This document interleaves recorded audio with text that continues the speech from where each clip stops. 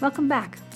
In the last lesson, we described how as many as 4 out of 5 analytic projects produce no measurable value in business. It's shocking and clearly worrisome. What we discovered is that corporations are heading into a period of accelerated growth in analytics, while at the same time realizing that most analytic projects fail. They're hiring more and more data scientists, yet few business professionals comprehend what they can do. We also discussed how the most common reasons that analytic projects fail are because the ineffective communication and ineffective handoffs between the analytic and business teams. This highlights the critical need for translators, people who speak both business and technical languages and can help those two sides connect. As we move forward, you'll build your skill set and learn the tools you need for translation. Let's think about the work of talented language translators in settings like diplomatic negotiation. They don't simply convert specific words to their closest equivalent, like Chinese to Arabic or Hindi to German. They portray the meaning of the words within the context and culture of the group. As we all know, a single concept may have a very different meaning across cultures. So in this lesson, we'll explore some of the underlying differences that predispose business professionals and data analysts to see things differently, how their internal customs, culture, and values actually influence their language and their behaviors. To do your work, you as the interpreter need to see things from both perspectives.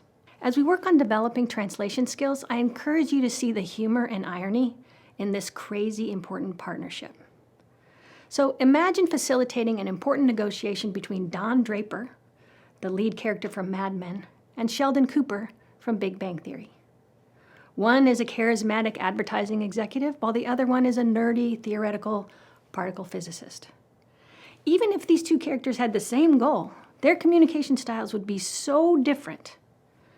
As a translator, your job would be to help them reach agreement, but you'd first have to get them to understand what each other is saying. So come on, it's kind of funny if it wasn't so serious. And unfortunately, this scenario, Mad Men meets Big Bang, is really not as imaginary as you think. Let's discuss the two obvious reasons business people and analysts are predisposed to disagree: personality and training. First, the two professions attract very different people. And while stereotypes are certainly not always true, they do exist because they're recognizable. Using the popular personality system, the Myers-Briggs, the most common personality for data scientists is INTP.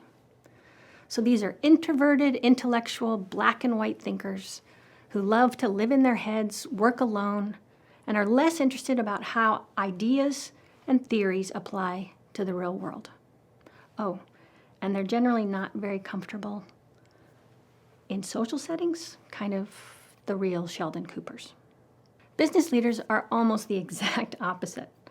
A common Myers-Briggs type for them is ESTJ, extroverted, decisive action takers who want a clear, direct path forward. These business leaders are very aware of the social aspects of leadership, and they seek to bring out the best in those around them. Already we see how these types of people in these roles think differently and would naturally gravitate toward their respective jobs. Consider how these are potential sources of friction. Introvert versus extrovert, deep thinkers versus consensus builders, a love for complexity versus a need for simple, direct actions.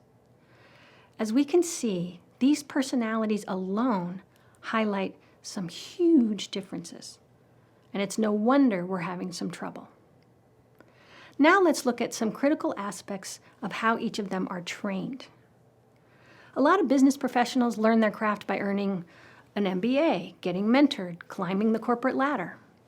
They learn to multitask, keep their teams focused on company goals, maximize revenue, minimize cost, deliver excellent products and services. They anticipate difficulties and work to encourage the people around them. They want information that can help them make clear, straightforward decisions and deliver clear messages to their employees and stakeholders. Those business people traffic in certainty. They don't want to know what the company can't do. They want to be certain about what it can do. Thus, they need information that supports their perspective. Now think about data scientists. They're trained to see complexity, relationships, and possibilities. Their training focuses heavily on all the reasons they may be wrong. Research methods courses train them to identify dozens and dozens of possible errors, and the p-values and confidence intervals are literally quantification of the likelihood that you are wrong. The worst mistake that researchers can make in the academic world is claiming they have a definitive answer when they can't prove it. So their language emphasizes all the reasons that what they are telling you might not be true. True story. When I was learning about p-values in my graduate work, I talked to my dad about these p-values of 0.05, which means that you have a 1 in 20 chance of being wrong, and that was how you accepted a result. He was appalled. As a trained theoretical physicist, he believed that you needed to be wrong 1 in 10,000 times. He thought 1 in 20 was ridiculously risky, and he didn't really think much of my profession. And he did call social sciences an oxymoron, but that's a whole different story. Now imagine needing that type of certainty, 99,999 out of 10,000. Imagine trying to apply that in a business setting. It could never work. Besides the difference in type of people who gravitate toward these two jobs, we now see they're trained to accomplish the exact opposite task. One must choose a clear and decisive path forward based on what is certain to be incomplete information, while the other one wants to understand all the possible paths and not mistakenly claim that one of them is best. Yikes. Oh, and one other thing. Neither analysts or business leaders get training in communication. So how are they supposed to ever overcome their differences? So you can see why we're set up for miscommunication, why so often we don't get each other. Your job as a translator is to begin to understand these divergent perspectives and interpret what's behind what they say. Once again, I'll emphasize that not every analyst is a nerd, not every business leader is extroverted, but there are sufficient differences in their approach and terminology that makes communication challenging. So there's much more that you can explore than we could probably cover in all of these lessons. And if you're someone who loves the details, I encourage you to read more about these concepts of how different these two groups are in chapters 1 through 4 of my book. Next, we'll explore how these differences are reflected in the languages and actions that each side takes. See you then.